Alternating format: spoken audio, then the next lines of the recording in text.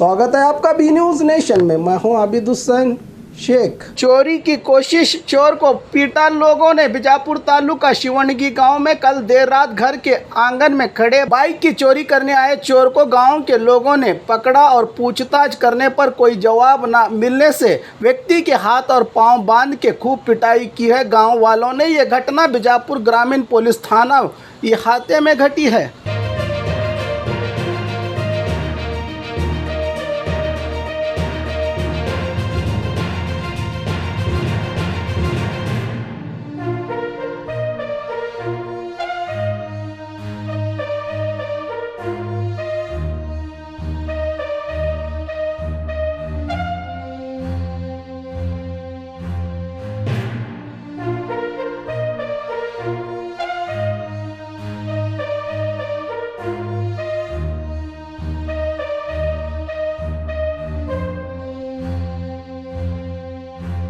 और खबरों के लिए देखते रहिए बी न्यूज नेशन।